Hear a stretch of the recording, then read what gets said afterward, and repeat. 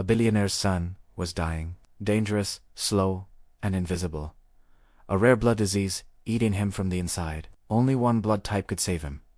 AB negative. Less than 1% of the population. And for those years, 24 months straight, one woman showed up every single month, rolled up her sleeve, gave her blood, then went back to work, mopping floors in the same hospital, 3 floors below the child she was keeping alive. She had no idea whose veins her blood was flowing through. And he, a man worth $4.2 billion. A man who built an empire on saving children's lives with technology, had no idea that the only thing keeping his son breathing was a woman he walked past every single day without seeing. Then one night he found out.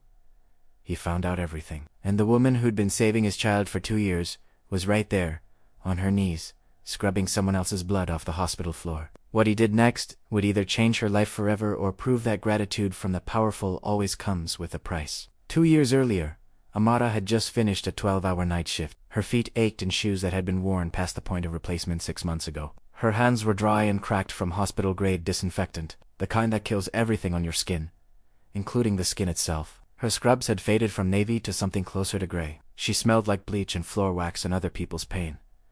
It was 7:15 in the morning. She should have gone home, should have crawled into bed in her small apartment, and slept until her next shift started. But instead, Amara turned left at the lobby, past the cafeteria, past the gift shop, down the hallway most people in this hospital didn't even know existed.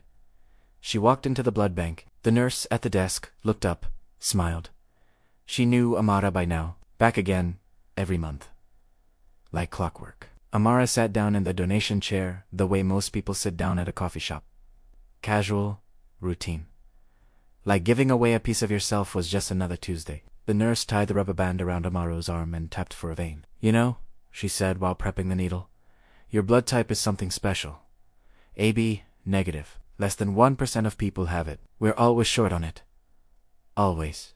There's maybe a handful of regular donors in the whole city with your type, and most of them don't show up every month like you do." Amara watched the needle slide in, watched her blood dark and warm begin filling the bag. She didn't flinch. She never did. "Do you ever wonder who gets it?" the nurse asked. "Your blood, I mean. We can't tell you, obviously. Donor anonymity. Once it leaves here, it gets processed, typed, cross-matched, and sent wherever it's needed. You'll never know whose body it ends up in, and they'll never know it came from you." Amara shook her head. "I don't need to know. My mother used to say something back home. She said blood is the one thing rich and poor share equally. When you give it, you give life itself." She said that phrase the way some people say prayers. Not dramatic, not trying to be deep, just stating something she believed down to her bones. The nurse finished the draw, labeled the bag, placed it in the cooler alongside the others. Amara's blood would be tested, processed, and delivered to a patient within 48 hours. That was the system. Anonymous, efficient, invisible. One person gives, another person receives, and neither one ever knows the other exists. Amara pressed the cotton bowl against the inside of her elbow, held it steady. She'd done this 7 times before today. 7 months of quiet giving. She didn't do it for recognition, didn't do it for money. There was no money. Blood donation is free. You give it, they take it. And the only payment is a cookie and a small cup of orange juice that Amara always accepted because she'd learned a long time ago never to turn down free food. She sat in the recovery chair for the required 15 minutes, drank her juice, ate her cookie, and then she stood up, put her warm jacket back on, and walked out of the blood bank the same way she'd walked in. Quietly, without anyone watching. She didn't know whose veins her blood would flow through. She didn't need to know, but if she had known, everything about her life would have been different. Stay with me, because the child receiving Amara's blood right now is someone whose name you will recognize. Amara worked the night shift at St. Jude Children's Memorial, La 7 Página M, to 7 a.m., 5 nights a week, sometimes 6 when she needed the overtime, which was most weeks. Her official title was Certified Nursing Assistant, CNA, the lowest rung on the hospital ladder. She made $15.40 an hour. After taxes, that came to about $2,100 a month. In Chicago, where rent for a 1-bedroom in a safe neighborhood costs more than that. Her job was simple, at least on paper. Change bed linens, empty bedpans, wipe down surfaces, take vital signs, help patients eat, help them to the bathroom, help them do the things that sickness stole from them. A CNA is the person who touches patients the most and gets paid the least. Doctors see patients for minutes. Nurses see them for segments of their shift. But CNAs live in those rooms. They're the ones who hear the crying at 3 a.m. The ones who hold a child's hand when the parents have gone home to sleep. The ones who notice when something changes in a patient's breathing before any monitor picks it up. And they are invisible. Not metaphorically, literally invisible. Doctors walked past Amara every single night, like she was furniture. Nurses gave her instructions without looking up from their charts. Patients' families sometimes spoke about her while she was standing right there as if she couldn't hear them. She was background noise, a body that mopped and lifted and wiped so that the important people could do their important work. Her supervisor, Marcus Webb, made sure she knew her place. Marcus ran the night custodial and CNA operations with the energy of a man who believed efficiency was a religion and compassion was a waste of billable minutes. You're a CNA, Amara, not a therapist. Clean the room and move on. He'd said that to her 3 weeks ago when he caught her sitting with a 6-year-old who couldn't sleep. The child had been crying. Amara had been telling her a story about a bird that flew across the ocean. Marcus had written her up. You have 14 rooms to turn over tonight, he'd said, not looking at her. I don't care if the kid is crying. That's what nurses are for. You are here to clean. Do your job or I'll find someone who will. Amara hadn't argued. She'd learned a long time ago that arguing with people who had power over your paycheck was a luxury she couldn't afford. Not when her mother needed her. Denise Assay was 67 years old, and she was dying slowly. Chronic kidney disease. Stage 4. She needed dialysis 3 times a week. Even with insurance, which Amara had barely managed to get through the hospital, the out-of-pocket costs were crushing. Copays, medications, transportation to the dialysis center, the special diet Denise needed, but couldn't always afford. It added up to about $3,000 a month. Money Amara didn't have. Money she made anyway, somehow, by picking up every extra shift, by eating 1 meal a day, by wearing shoes until the soles came apart. She never told anyone at work about her mother, never complained, never asked for help. She just showed up, did her job, gave her blood once a month, and went home. Every morning at 7:30, Amara walked out of the hospital and headed for the bus stop 2 blocks east. And every morning she passed the same billboard on Michigan Avenue, a massive ad for a company called Madakor AI. The tagline read, "Saving children's lives with the power of AI." Beneath it, a smiling child. Beneath that, a logo worth billions. Amara walked past that billboard every single day without a second glance. She didn't know who owned Madakor AI. She didn't know that the company's founder had a son in the very hospital she'd just left. And she certainly didn't know that the child on the 7th floor, the one hooked up 2 blood transfusion bags once a month, was alive because of what flowed out of her veins every 30 days. She just walked, head down, jacket pulled tight.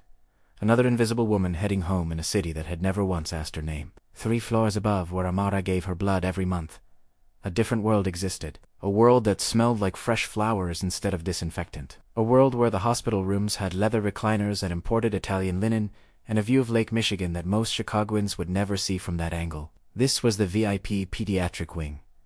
And in room 714, a 4-year-old boy named Elijah Fairfax was watching cartoons at 2 o'clock in the afternoon, while a bag of dark red blood dripped slowly into his tiny arm. His father sat beside him, Julian Fairfax, 46 years old, founder and CEO of Lumeticor, a company valued at $4.2 billion that used artificial intelligence to diagnose rare diseases in children across 47 countries. Julian's face had been on the cover of Forbes twice. He'd spoken at Davos.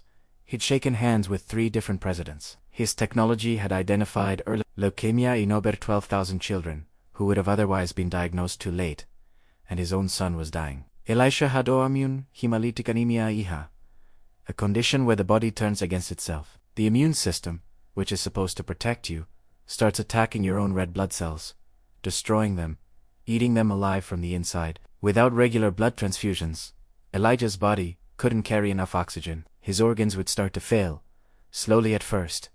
Then all at once, the transfusions were the only thing keeping him alive. 1 bag of AB-negative blood, every month, matched to his exact type. Without it, his hemoglobin would drop to dangerous levels within weeks. Julian watched the blood drip, watched it enter his son's arm, watched the color slowly return to Elijah's face. And he felt the same thing he felt every single month in this room. Rage. Not at Anjone, not at anything. He could fight. Just rage at the universe for giving him the power to save other people's children, but not his own. Dr. Lorraine and Becky walked in. She was the head of pediatric hematology, South African, brilliant.com, in the way that only doctors who've seen the worst can be calm. How's he responding today? Julian asked, without looking away from the four-drip. Well, his numbers should stabilize within 24 hours. The same as last month. Dr. Mbeki checked the monitors, adjusted a setting, made a note in her chart. Julian leaned forward. How is it possible that I can fund a company that diagnoses diseases in 47 countries, but I can't find a reliable blood donor for my own son? Dr. Mbeki looked at him. Not with Fidi, and with patience, because blood doesn't care about net worth, Mr. Fairfax. It only cares about compatibility. AB negative is the rarest type. Less than 1% of the population. We can't manufacture it. We can't synthesize it. And we can't force people to donate it. All we can do is hope that the right person shows up. Julian stared at the blood bag. Someone else's blood. A stranger's blood. The only thing between his son and a slow death. And he didn't even know who it belonged to. Who donates this? He asked. Is it the same person every time, Dr. Mbeki paused. Donor information's confidential, Mr. Fairfax. You know that the blood bank operates on strict anonymity. It protects the donor from outside pressure, and it protects the integrity of the system. I'm not asking to pressure anyone. I want to thank them. I want to make sure they keep coming back. I want to know that my son's life doesn't depend on some anonymous stranger deciding to a month. Dr. Mbeki set down her chart. I understand your concern, and I can tell you this much. Not as his doctor, but as someone who has access to the donation records. Your son's primary donor has been consistent for over 18 months. The same person every month, without fail, without being asked, without knowing whose blood they're giving or why. Julian's jaw tightened. 18 months, someone had been saving his son's life for a year and a half, and he didn't even know their name. Didn't know if they were a man or a woman. Didn't know if they were rich or poor, or young or old. Didn't know anything, and I can't know who they are. No, you cannot. Dr. Mbeki turned back to her computer. On the screen, a file. A donor profile. A name she recognized because she saw it every month when the blood bank processed the donation. She looked at the name, then she closed the file. She'll be back next month. She always comes back. Julian didn't catch the pronoun. He didn't notice that Dr. Mbeki had just slipped. He was too focused on his son. Too focused on the blood bag. Too focused on the terrible, humbling reality that all his money, all his technology, all his power could not do what one anonymous stranger was doing for free. If you're already invested in this story, subscribe now and turn on notifications, because what's about to happen between Amara and the boy in room 714 will break your heart in the best way possible. It was a Tuesday night, jam 11:47 p.m. The 7th floor was quiet, the way hospitals get quiet after midnight. Not silent, never silent. There's always the hum of machines, the soft beep of monitors, the distant sound of someone's TV left on too low to hear the words, but loud enough to know it's there. Amara pushed her cleaning cart down the hallway, room by room. Wipe, mop, check the trash, restock the hand sanitizer, move on. She'd done this 1,000 times. She could do it with her eyes closed. Room 714 was next on her list. The VIP room. She knocked softly.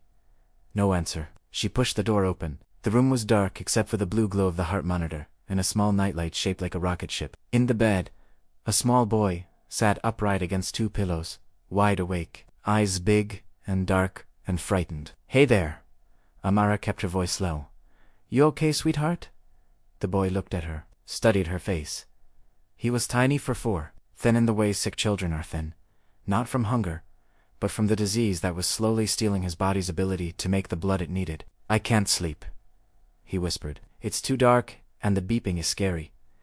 Amara looked at the door. She had 30 more rooms to clean tonight. Marcus would check her progress at 1 a.m. She was already behind schedule. She should have moved on. Instead, she parked her cart in the hallway, walked back into the room, and sat down in the chair next to his bed. What's your name? She asked. Elijah? Well, Elijah, I'm Amara, and I'll tell you what, how about I stay for a few minutes, just until you feel sleepy? Would that be okay? He nodded, small, grateful. Amara told him about the ocean in Ghana, about how the waves sound different there than they do in Lake Michigan, about the fishermen who go out before sunrise and come back with nets full of silver, about her grandmother who used to say the ocean remembers every person who's ever been kind to it. Elijah listened. His eyes got heavy, But before he fell asleep, he reached under his pillow and pulled out a piece of paper, a drawing, crayon on printer paper, the kind of art only a 4-year-old can make. "This is the blood lady," he said, holding it up for Amara to see. She looked at it. A stick figure, brown skin, big hands holding a red heart. "The blood lady?" Amara asked. "She comes every month." Elijah pointed to the 4-pole next to his bed, where the empty blood bag from his last transfusion still hung. "I don't know who she is, but my daddy says someone gives me their blood so I can be strong. I call her the blood lady. She makes me feel better." Amara felt something shift in her chest, something warm, something painful. "Do you think the blood lady knows she's saving me?" Elijah asked. His voice getting softer as sleep pulled him closer. Amara looked at this child, this tiny, brave boy with his crayon drawings, and his rocket ship nightlight, and his body that was fighting a war it couldn't win alone. "I'm sure she does, sweetheart, and I'm sure she's happy to do it." Elijah smiled, closed his eyes. Within a minute, it was asleep. Amara sat there for a moment longer, looking at the drawing, looking at the empty blood bag. She didn't connect them. How could she? She had no reason to. She was just a CNA who cleaned rooms and gave blood separately in different parts of the same building, never knowing that those two acts were part of the same story. She tucked the blanket around Elijah's shoulders, set the drawing on his bedside table, and quietly pushed her cart back into the hallway. Amara had no idea that the child she was tucking in was the same child she'd been saving for 19 months, and she had no idea that in 5 months, the truth would come out in the worst possible way.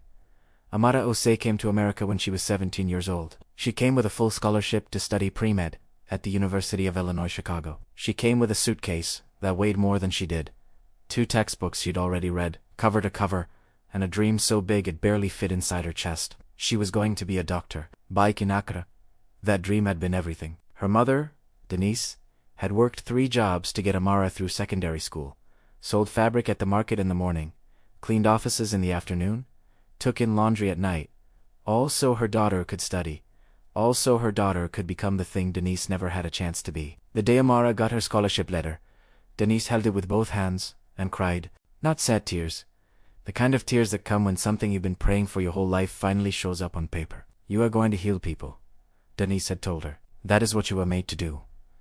And Amara believed it. She believed it through her first year of college, when the coursework was brutal and the loneliness was worse. She believed it through her second year, when she made the dean's list. Both semesters and her organic chemistry professor told her she had the best hands in the lab. She believed it through the first half of her third year, when she started clinical rotations and felt for the first time like she was exactly where she was supposed to be. Then her mother called. Denise's kidneys were failing, both of them. Stage 3 chronic kidney disease, moving fast towards stage 4. She needed dialysis. She needed medication. She needed treatment that cost more money than she'd made in a decade. Amara had done the math. She'd done it over and over, sitting on the floor of her dorm room at 2 o'clock in the morning with a calculator and a stack of bills. Dialysis, in the United States, costs an average of $90,000 a year. Insurance covers some of it, if you have insurance, which Denise didn't. Not yet. Medicare kicks in for kidney patients, but there's a waiting period. There are copays, there are medications that cost $400 a bottle. There are transportation costs and dietary requirements and 1,000 small expenses that pile up around a chronic illness like snow around a buried car. Amara couldn't afford tuition and her mother's treatment. She could afford one, not both. And that was never really a choice at all. She dropped out at the end of her junior year, 3 semesters away from finishing, 3 semesters away from medical school applications, 3 semesters away from becoming Dr. Amara Usei. Instead, she became a CNA, because it was the fastest certification she could get, because hospitals were always hiring, because the pay was enough to cover Denise's copays, if Amara never spent money on anything else, and because it kept her inside a hospital. Even if she wasn't a doctor, even if she'd never be one now, she was still there, still in the building where healing happened, still close enough to touch it, even if she couldn't practice it. Some people would have been bitter. Some people would have spent every shift mourning the career they lost. Amara didn't.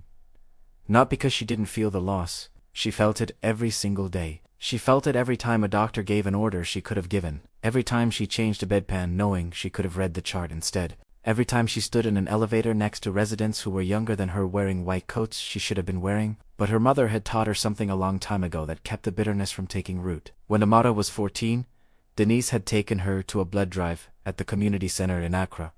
It was Amara's first time donating. She was nervous. scared of the needle, scared of the blood. Denise had held her hand and said something Amara would carry with her for the rest of her life. Blood is the one thing rich and poor share equally. When you give it, you give life itself. Amara had been donating ever since. In Accra, in Chicago, in every city she'd ever passed through. Not because anyone asked, not because she got paid, but because she had AB negative blood and she knew what that meant. It meant she was rare. It meant her blood was always needed. And it meant that every time she sat in that chair and opened her vein, someone somewhere would live who might not have lived otherwise. She didn't know who. She didn't need to know. That was the point. Giving wasn't about recognition. It was about responsibility. If you had something rare, something life-saving, something that cost you nothing but an hour and a little dizziness, then keeping it to yourself wasn't just selfish. It was wrong. Her mother had taught her that, and Amara believed it the way she believed in breathing. So, she worked her shifts. She cleaned her rooms. She held children's hands in the dark. She paid her mother's medical bills. And once a month, she gave her blood away for free to strangers she would never meet. Amara had given up medical school, but she'd never given up medicine. She practiced it every night, in every room she cleaned, with every patient she comforted, and every month, with every pint of blood she gave away for free. This story is about to take a turn that will change everything. Subscribe now and turn on notifications so you don't miss what happens next. It was a Thursday, las 3:47 página M. And on the 7th floor of St. Jude Children's Memorial, something was going very wrong. Elijah Fairfax had been fined that morning. He'd eaten breakfast. He'd drawn pictures. He'd asked his father when he could go home, the same question he asked every day, and Julian had given the same answer he always gave. Soon, buddy. Soon. But by noon, Elijah's skin had turned the color of old paper. His eyes, usually bright and restless, had gone dull. His breathing was shallow, fast, wrong. Dr. Mbeki was paged at 1:15. By 1:30, she was in the room reading his blood panel, and her face told Julian everything he needed to know before she said a single word. He's in hemolytic crisis, Dr. Mbeki said. His body is destroying red blood cells faster than we've ever seen. His hemoglobin is at 5.2 and dropping.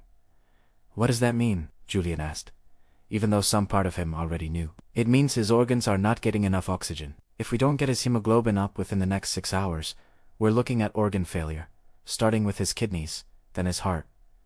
Julian gripped the bed rail. His knuckles went white. Then, transfuse him. Do it now. We don't have the blood, Mr. Fairfax. Those 5 words landed like a physical blow. What do you mean you don't have the blood? AB negative is the rarest blood type in the country. Less than 1% of Americans carry it. The national blood supply is critically low right now, especially for rare types. We've contacted every regional blood bank within 200 miles. Nobody has AB negative in stock. Nobody. Julian stared at her. This is a $400 million hospital. You're telling me you can't find a bag of blood? I'm telling you that money cannot create blood that doesn't exist. Dr. Mbeki said. Her voice was steady, but her eyes were not. We have exactly 0 units of AB negative on hand. The only reliable donor we've had for the past 2 years. She stopped. She didn't finish the sentence. What? Julian pressed. The only donor. What? Dr. Mbeki looked at him. Looked at Elijah. Looked at the monitor that showed his son's hemoglobin dropping in real time. I'll make some calls, she said quietly, and left the room. What Dr. Mbeki almost said would have changed everything, but she held her tongue, and that silence nearly cost Elijah his life. It was 9:42 p.m. Heard about it. She was on the 3rd floor restocking supply closets when 2 nurses came around the corner, talking in the urgent clipped tones that hospital staff use when something is going badly. Pediatric VIP on 7, 4-year-old in hemolytic crisis. They need AB negative, and nobody has it. They've been calling blood banks all day. Nothing. The other nurse shook her head. That poor kid. If they don't find a match by midnight, they're talking about emergency exchange transfusion, and even that's a long shot without the right type. They turned the corner and were gone. They hadn't noticed Amara standing there with an armful of bedsheets. AB negative. Amara set the sheets down, slowly. Her heart was beating in a way it hadn't beaten in a long time. Not fast, not panicked, but loud, deep, the way it beat when she knew something with absolute certainty. She had AB negative blood. She donated 3 weeks ago. The guidelines say you need to wait at least 8 weeks between donations. 56 days. She was at 21. Donating now would be early. Too early. Her iron levels might not have recovered. She could get dizzy. She could faint. In rare cases, donating too frequently can cause serious anemia, the kind that puts the donor in a hospital bed. Amara knew all of this. She'd been donating long enough to know the rules by heart. She also knew that somewhere above her, a child was dying because nobody in this entire city had what she had. She walked to the blood bank, pushed open the door. The same nurse who always drew her blood looked up surprised. Amara, you're not due for another 5 weeks. I know. I'm here because I heard you need AB negative. I have it. Take mine. The nurse shook her head. I can't. You donated 3 weeks ago. Your hemoglobin might not be high enough. If I draw you now and your levels crash, I'm putting you at risk. There are protocols. I know the rules, Amara said, and her voice was calm, steady, the voice of a woman who had made her decision before she walked through the door. I also know that somewhere in this hospital a child is dying because nobody has what I have. So, take my blood. I'll deal with the consequences. The nurse hesitated, looked at her screen, looked at Amara. Then she paged Dr. Mbeki. Dr. Mbeki arrived 4 minutes later. She looked at Amara, and something shifted behind her eyes. Something heavy, something she couldn't say, because Dr. Mbeki knew. She knew exactly where this blood was going.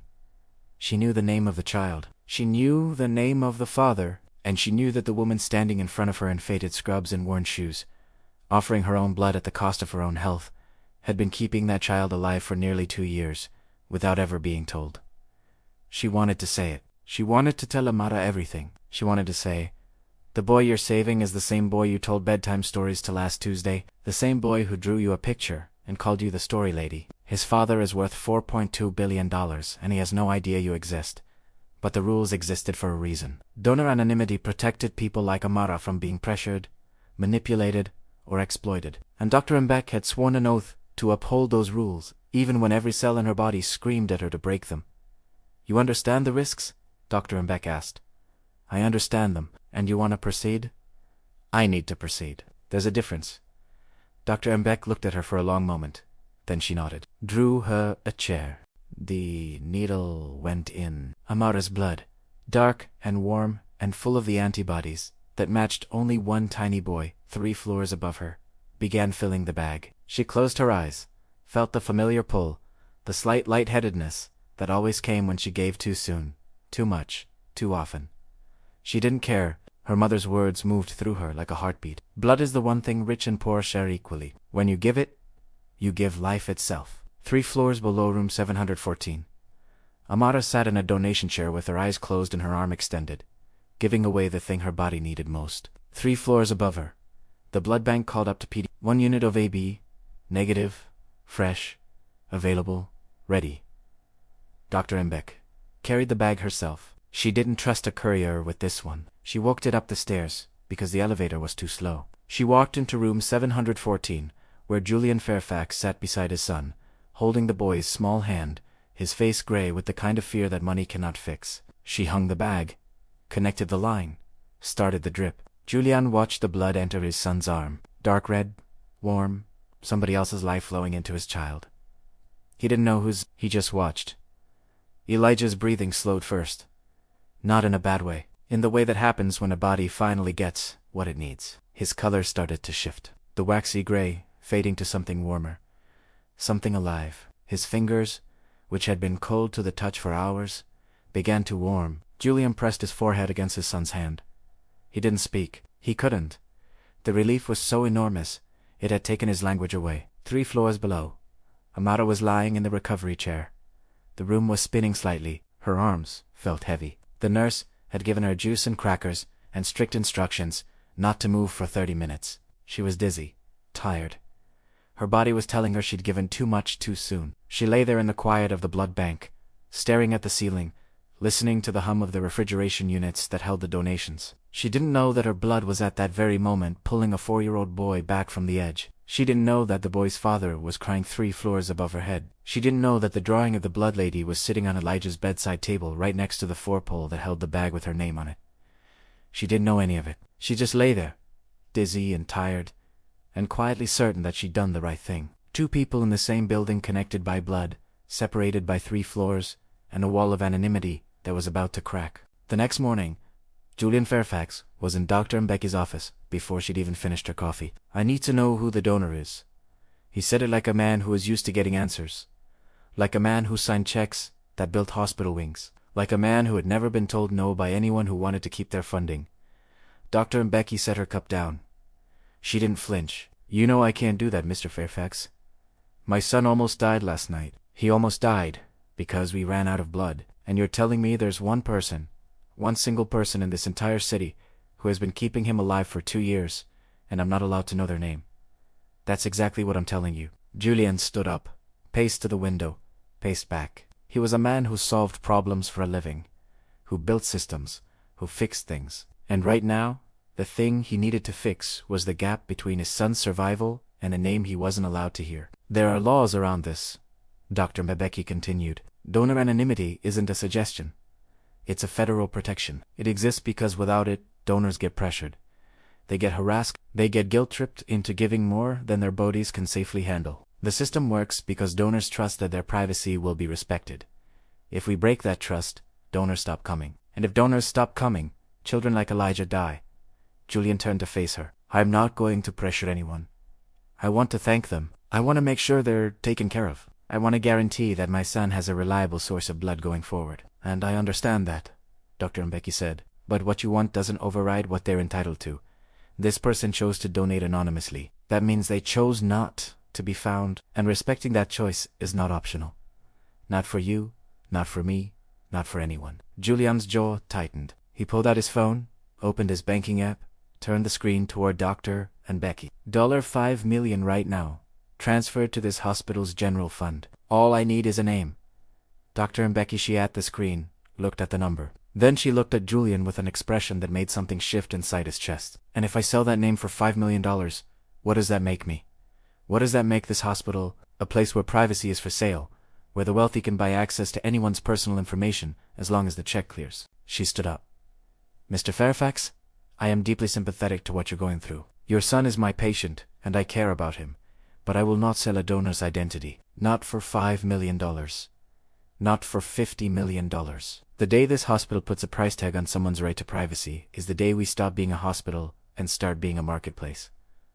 Julian put his phone away. His hands were shaking, not from anger, from something worse, from the realization that for the first time in his adult life, there was something his money genuinely could not buy. He left without another word. Julian couldn't buy the answer, but he was about to stumble into it in a way that would shatter every assumption he'd ever made about who saves lives and who deserves to be saved. The same week Julian was trying to buy a name, Amara was sitting in a different doctor's office, getting news that would break her. Her mother's nephrologist was a kind man with tired eyes who delivered bad news the way all good doctors do, gently but without false hope. Denise's kidneys were done. Both of them, stage 5, end-stage renal disease. Dialysis was no longer enough. She needed a transplant. Without one, the doctor said she had maybe 6 months, maybe less. Amara sat in the plastic chair and listened and didn't cry. Not yet. She saved that for later. The numbers hit her like a wall. A kidney transplant costs between $250,000 and $400,000. Insurance would cover a portion, but Denise's coverage had gaps, big ones. After everything was calculated, copays, medications, post-surgical care rehabilitation, Amara was looking at roughly $120,000 out of pocket. She made $15.40 an hour. She had $2,300 in savings. She didn't have a credit card, she didn't own property, she had nothing to borrow against, and no one to borrow from. That night, she sat at her kitchen table with a calculator and a legal pad and tried to make the math work. She could pick up more shifts. She could work 7 days a week. She could stop eating lunch. She could sell the car she didn't have. She could do all of those things and still not have enough. And then, another thought crept in. A quieter one, a colder one. She could stop donating blood, not permanently, just for now.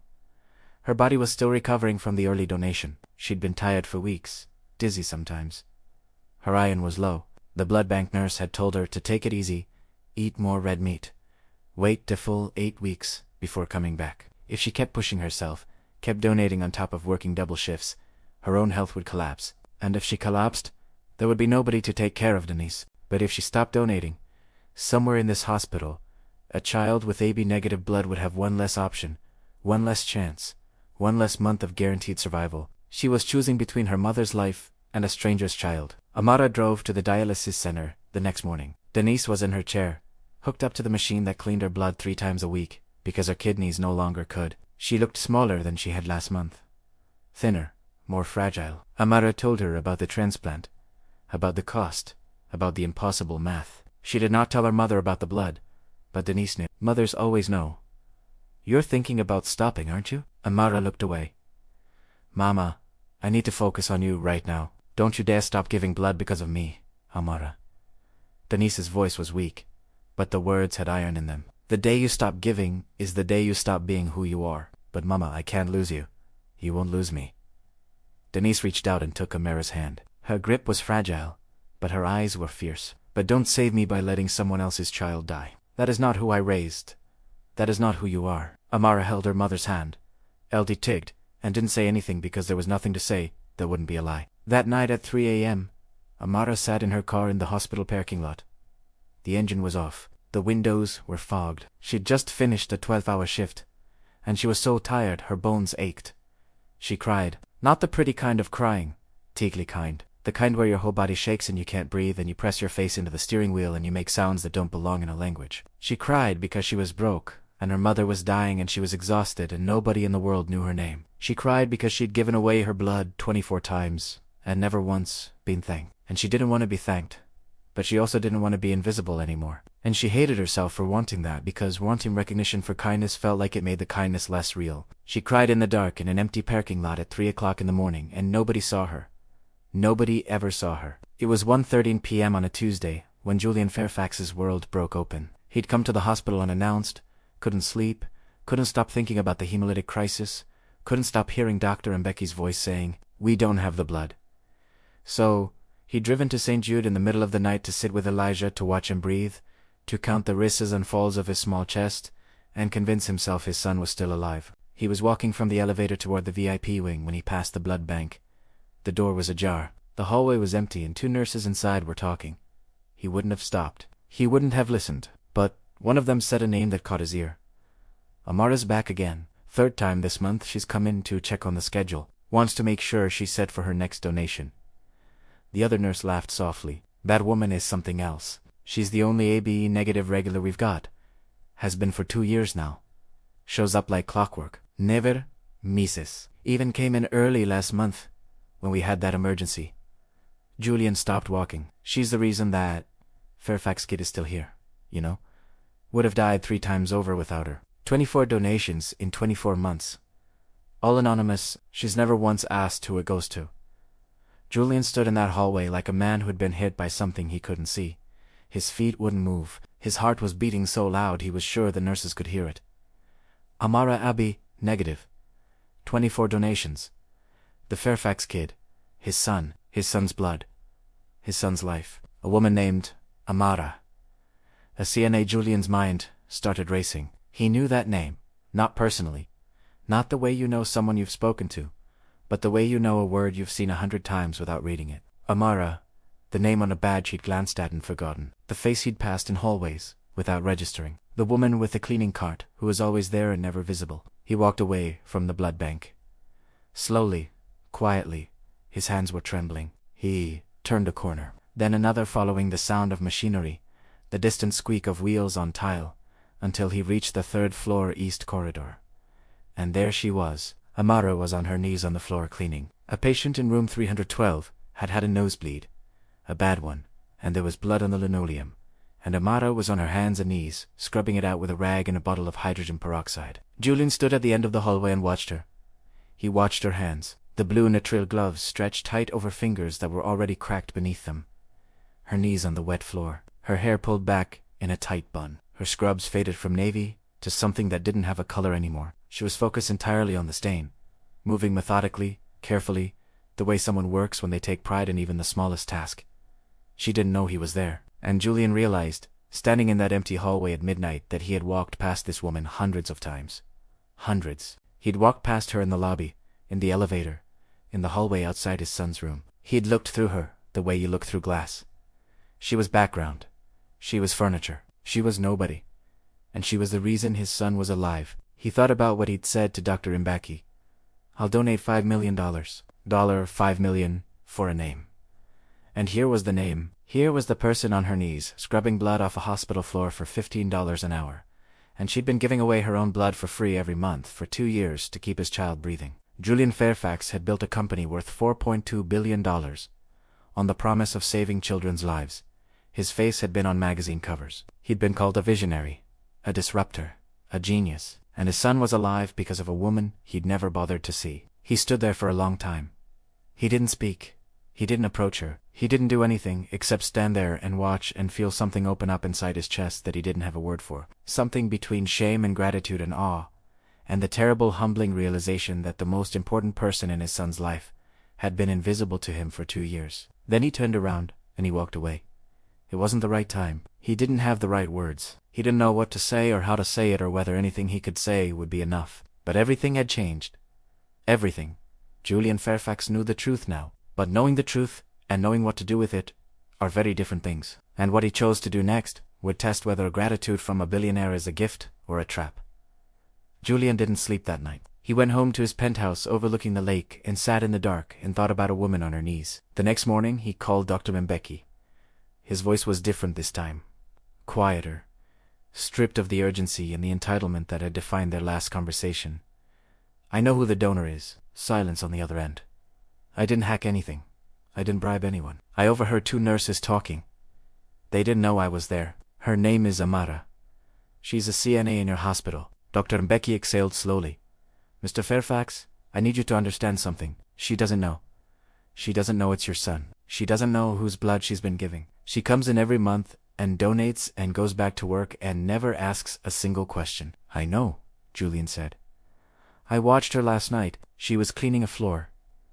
There was a long pause. Then Dr. Mbeki spoke, and her voice carried a weight Julian hadn't heard before.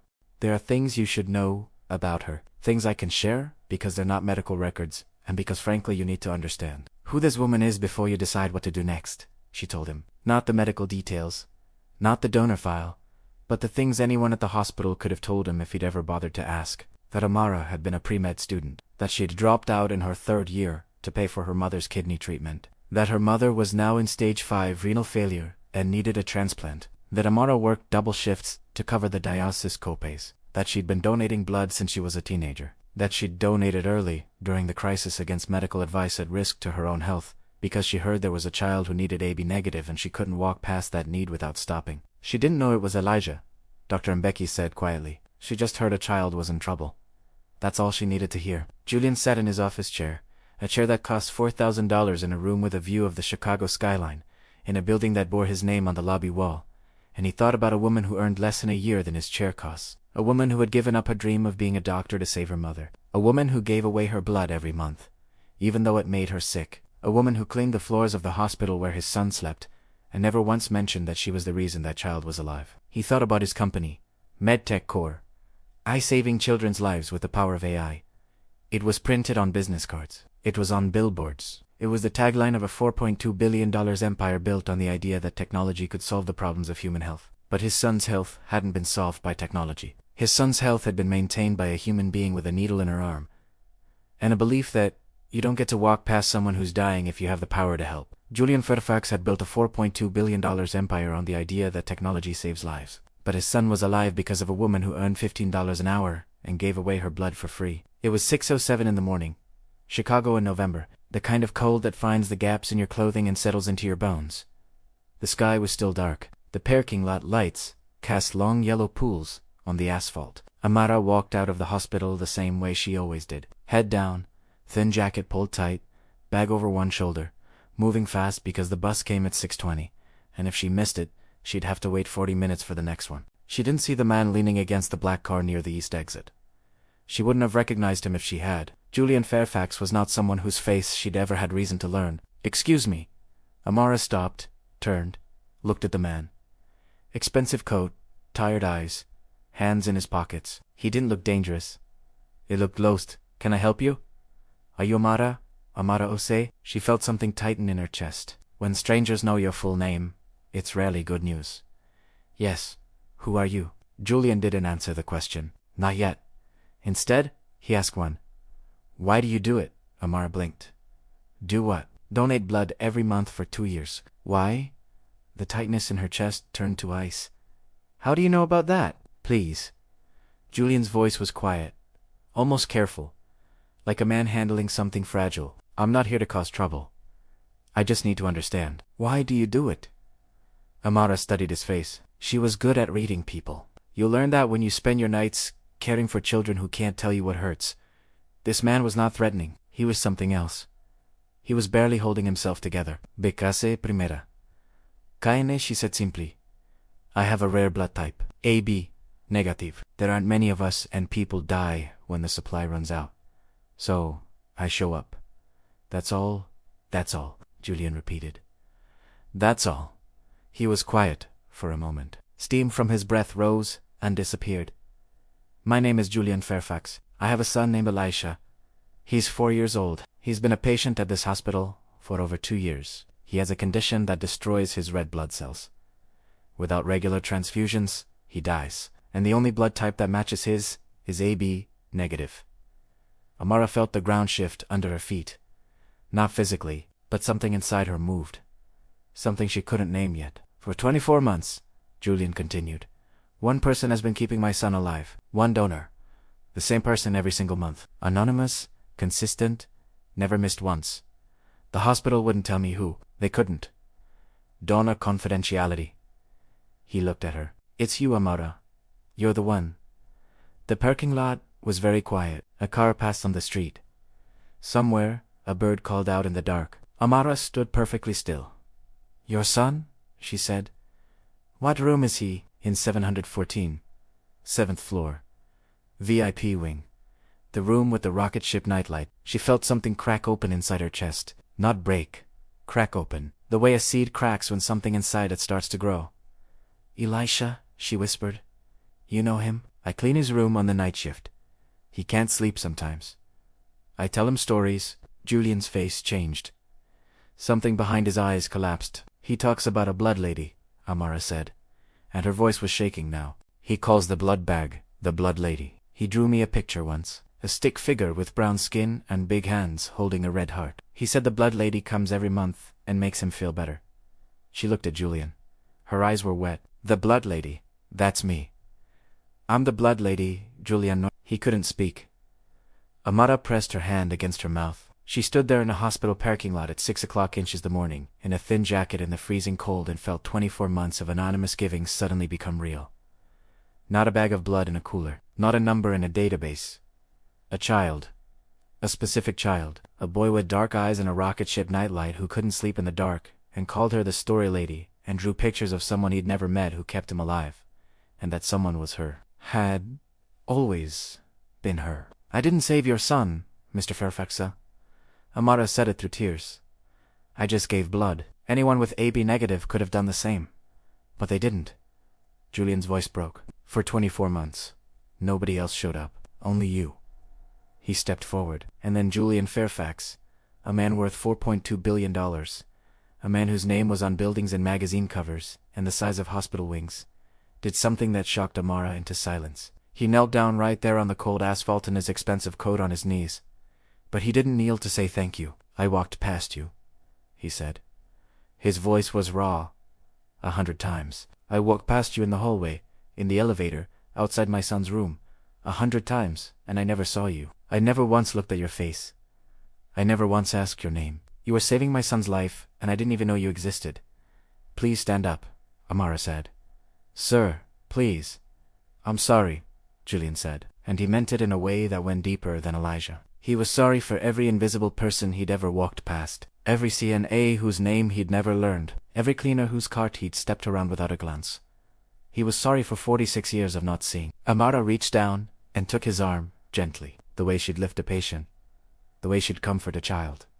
She helped him stand. They stood there, two people from different worlds in a parking lot in the cold at 6 inches the morning, both crying, neither speaking, because sometimes there are no words big enough for what passes between people when one of them finally sees the other for the first time. Julian collected himself first, wiped his face, cleared his throat, and started talking in the way men like him talk when they want to fix things. I want to help you. I want to pay for your mother's transplant. I want to set up a fund. I want to get you back into medical school. Whatever you need, name it. I'll make it happen today. Amara looked at him. and for the first time in this conversation, her eyes weren't sad. They were sharp. "No," Julian blinked. "No, I don't want your money, Mr. Fairfax." He stared at her. This was not a response he'd encountered before. In his world, everyone wanted something. Everyone had a price. Every problem could be solved with the right number of zeros. "I'm offering you everything you need," he said carefully. "Your mother's surgery, your education, a better life, and I'm saying no." Amara's voice was steady. "If I accept money for blood, it stops being a gift.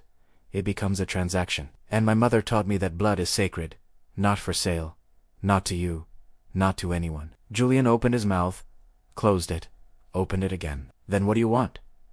"Because I have to do something. I can't just walk away from this and pretend you're not the reason my son is alive." Amara was quiet for a moment. She looked at the hospital behind her, at the building she entered every night and left every morning, at the place where she mopped floors and changed sheets and held children's hands and was never once seen by the people who ran it. "You want to thank me?" she said. "Then change how your hospital treats people like me. Not just me. Every CNA, every aide, every transporter, every person who cleans up after your doctors and empties the trash and brings the meals and holds the hands and never gets a thank you, never gets a living wage, never gets seen." She met his eyes. "You built a company that saves children with technology. That's wonderful. But there are people in this building right now saving children with their bare hands for $15 an hour, and nobody knows their names. You want to do something? Start there." Julian stood in the cold, looking at a woman who had just turned down more money than she'd make in a lifetime, a woman who didn't want his gratitude. She wanted justice, not for herself, for everyone like her, and for the first time in a very long time, Julian Fairfax felt small. Not in a bad way, in the way you feel small when you stand in front of something bigger than yourself, and realize you have a lot of growing to do. Amara didn't want Julian's money, but what Julian did with her words would change a lot more than just one hospital. This is the moment everything comes full circle. If you're not subscribed yet, you're going to want to be here for what happens next. Julian brought Amara to the 7th floor the next afternoon. She'd changed out of her scrubs, put on the nicest clothes she owned, which was a sweater her mother had given her, and a pair of clean jeans. She felt out of place in the VIP wing. She always did, but today was different. Today, she wasn't here to clean. Julian opened the door to room 714. Elijah was sitting up in bed drawing. His color was good today. The last transfusion was holding. He looked up when the door opened, and his face lit up the way only a 4-year-old's face can light up. "Miss Amara, you're here in the daytime." He said it like it was the most remarkable thing in the world, because to him, Amara existed only at night. She was the woman who appeared in the dark with a cleaning cart and stories about the ocean. "Hi, Elijah." Amara's voice was steady, but her eyes were not. "How are you feeling today?" "Good. Better." The blood lady came again. She looked at the four-pole, at the empty bag, at the tubing that had carried her blood into this child's arm. "She always comes." Julian stepped forward. He crouched down next to his son's bed. "Buddy, I want to tell you something. You know how you always talk about the blood lady? The person who gives you blood every month." Elijah nodded. "She makes me strong." "That's right. She does." Julian looked at Amara, then back at his son. "Well, the blood lady is here. She's standing right there." Elisha looked at Amara, then at his father, then at Amara again. A 4-year-old's mind works differently than an adult's. There's no filter between understanding and expression. No social calculation. No issue. Elijah looked at Amara, the woman who told him stories about fishermen and oceans, and at the empty blood bag, the invisible hero who kept him alive, and his eyes went wide. "You're the blood lady and the story lady. You're two people?" Amara laughed, a short broken sound that was half laugh and half sob. "No, sweetheart. I'm just one person. I just do two things." Elijah stared at her with an expression of pure, unfiltered wonder. The kind of wonder that only exists before the world teaches you to be cynical. Then he opened his arms. Amara crossed the room and wrapped her arms around that small boy and held him the way she'd held her mother and the way her mother had held her. Tight, present, like she was trying to pour everything she felt through her skin and into his. Julian stood behind them. He didn't make a sound, but his face was ruined. Tears running freely, jaw tight, hands clenched at his sides. Not because he was sad, because he was watching something sacred, and now Italiano. Elijah pulled back, reached under his pillow, and pulled out a piece of paper, creased and worn from months of being slept on, and carried around and shown to every nurse who came into the room.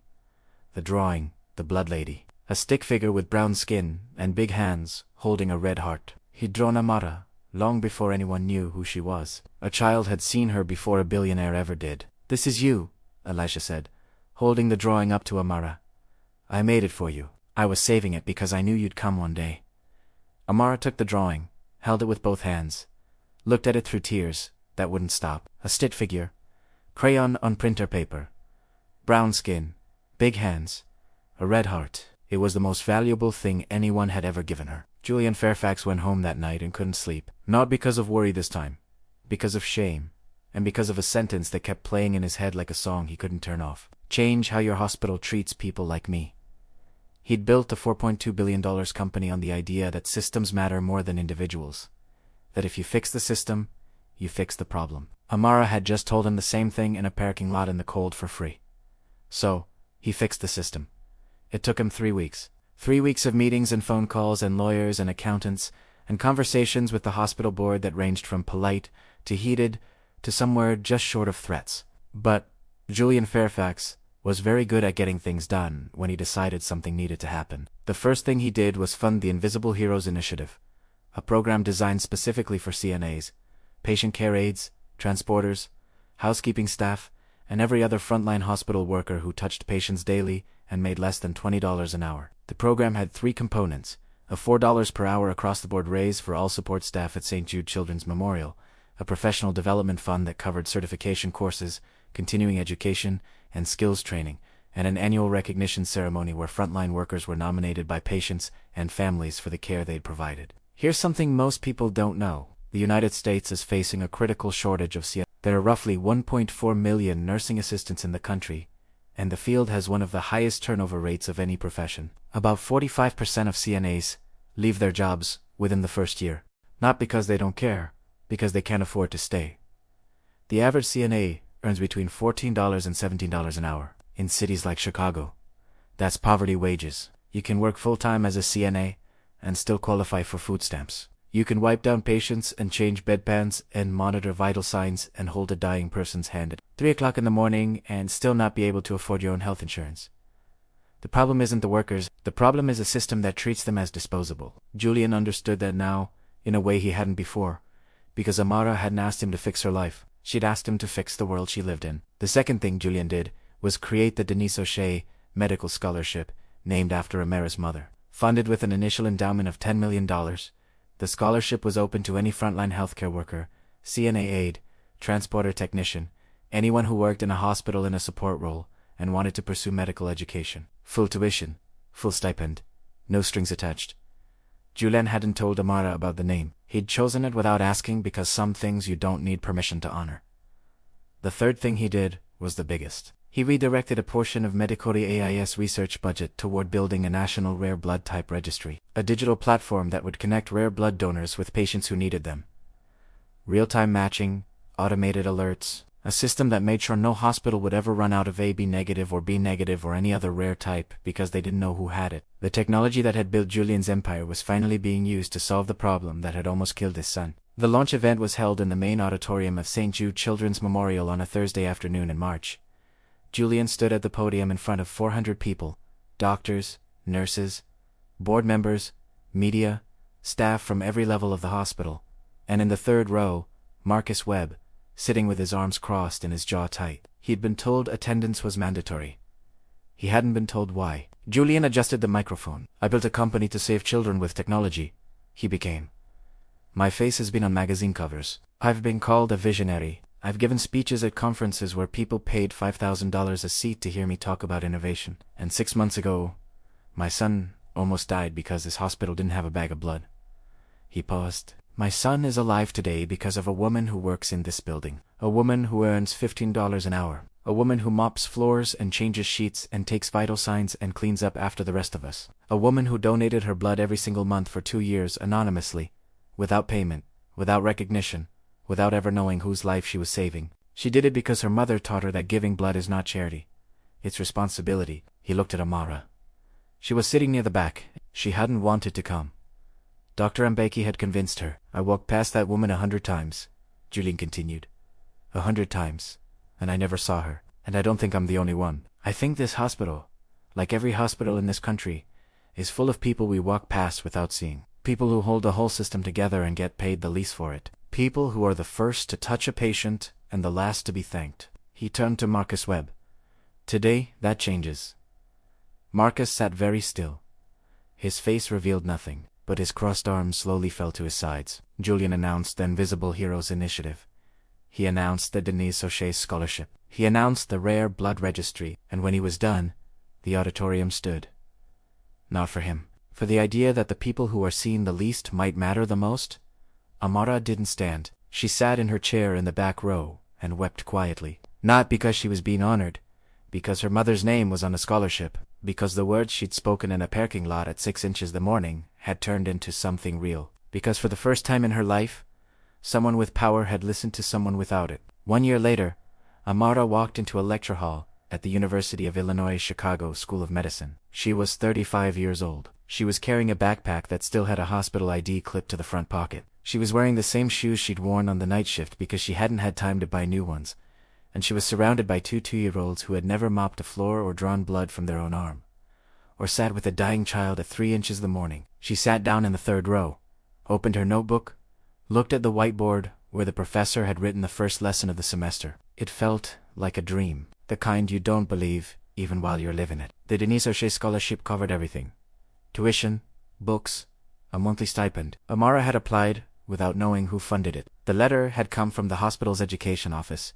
Formal, official, no mention of Julian Fairfax. She'd read it 3 times before she believed it. And there was something else. Her mother was alive. Denise had received a kidney transplant 4 months ago. The donor was anonymous. The costs had been covered through a hospital charity fund that Amara had never heard of before. Dr. Becky had helped coordinate the paperwork. Everything had been clean, official, no strings, no names. Amara suspected. She couldn't prove it, but she knew how anonymity worked better than most. She'd spent 2 years giving anonymously, and now for the first time she was on the other side of that wall, receiving without knowing, grateful without a name to direct the gratitude toward. The symmetry was not lost on her. She sat in that lecture hall, surrounded by students young enough to be the children she'd cared for, and she looked at her hands, the same hands. The ones that had scrubbed hospital floors, the ones that had held the arms of sick children in the dark, the ones that had opened their veins 24 times so a stranger's blood could keep a small boy alive. Those hands were holding a medical textbook now. The same hands, different purpose, same person. Her mother's voice moved through her quiet and steady, the way it always did when Amara needed to remember who she was. Blood is the one thing rich and poor share equally. When you give it, you give life itself. Amara picked up her pen and she began to write. 4 years later, on a bright Saturday morning in June, Amara O'Shea walked across the stage. She was 39 years old. She wore a black gown and a hood trimmed in green, the color of the medical school. Her name was called by the Dean of the University of Illinois, Chicago College of Medicine, and when she stood, the audience erupted. Not the polite applause that greets every graduate. Something louder, something that came from the gut. Because the people in that auditorium knew her story. Not all of them, but enough. The classmates who'd studied with her, the professors who'd watched her outperform students a decade younger, the hospital staff who'd come to see one of their own, cross the line from the lowest rung to the highest. She walked to the podium, received her degree, Doctor of Medicine, specialization in pediatric hematology, the study of blood diseases in children, the exact field that had defined Elijah's life, and in a way she couldn't have predicted her own.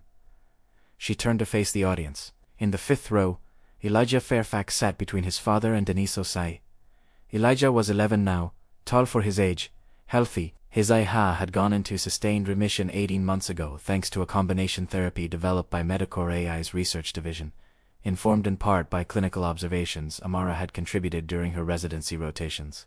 The disease that had nearly killed him had become the bridge that connected his treatment to her training. Denise sat in a wheelchair. She was 74 now, thin, but her eyes were bright and her back was straight, and she was wearing the same gold earrings she'd worn the day she first took Amara to donate blood in Accra. Julian sat with his hands folded in his lap. He wasn't crying yet. He would be... Amara looked down at the audience from the stage. Hundreds of faces. But she found the one she was looking for. Elijah was holding something up. A piece of paper, creased, yellowed at the edges, torn in one corner from years of handling. The drawing, the blood lady. A stick figure with brown skin and big hands, holding a red heart.